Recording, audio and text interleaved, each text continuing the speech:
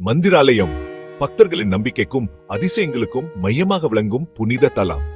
இங்கேதான் ஸ்ரீ குரு ராகவேந்தர் சுவாமிகள் ஜீவ சமாதியில் நிச்சயமா அருள் பாலித்து வருகின்றார். ஆங்கிலேயர் ஆட்சி காலத்தில் ஸ்காட்லாந்தை சேர்ந்த சர் தாமஸ் மதராஸ் மாகாணத்தின் ஆளுநராய் இருந்தார். ரயத்துவாரி வரி முறையை அறிமுகப்படுத்தியதால் அவர் ரயத்துவாரி முறையின் தந்தை என அழைக்கப்பட்டார். ஒரு நாள் மந்திராலயம் மடம் மற்றும் கிராமத்திலிருந்து ஆண்டு வரியை வசூலிக்க மதராஸ் அரசு உத்தரவிட்டது. அந்த உத்தரவை நிறைவேற்ற சர் தாமஸ் மன்றோ மந்திராலயத்திற்கு வந்தார். ஜீவ சமாதியை அடைந்தவுடன் அவர் தனது செருப்பையும் தொப்பியையும் கழட்டி மிகுந்த மரியாதையுடன் அமர்ந்தார்.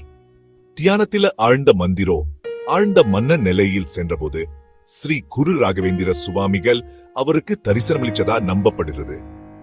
இருவருக்கும் ஆங்கில மொழியில் தெய்வீக உரையாடல் நடைபெற்றது. தூரத்தில் நின்ற மன்றோ யாரோ ஒருவரிடம் பேசுவது கண்ணர். ஆனா அவர்களுக்கு யாரையும் காண முடியவில்லை. ஸ்ரீ ராகவேந்தர் சுவாமிகளிடமிருந்து புனித அக்ஷதையை பெற்ற மன்றோ ஆழ்ந்த ஆன்மீக மாற்றம் அடைந்தார். அவர் உடனடியாக மடம் மற்றும் மந்திராலயம் கிராமத்திற்கான வரி வசூல் உத்தரவை ரத்து செய்தார். இந்த அரசாணை மதராஸ் அரசு கசேட்டில் வெளியிடப்பட்டு இன்னும் பாதுகாக்கப்பட்டு வருகிறது.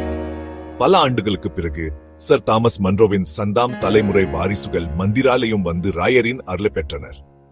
காலத்தையும் மொழியையும் நாட்டையும் தாண்டி பக்தர்களை காக்கும் ஸ்ரீ குரு ராகவேந்திர சுவாமியின் கருணை என்றும் நிலைச்சதே. ஸ்ரீ ராகவேந்திரா நம.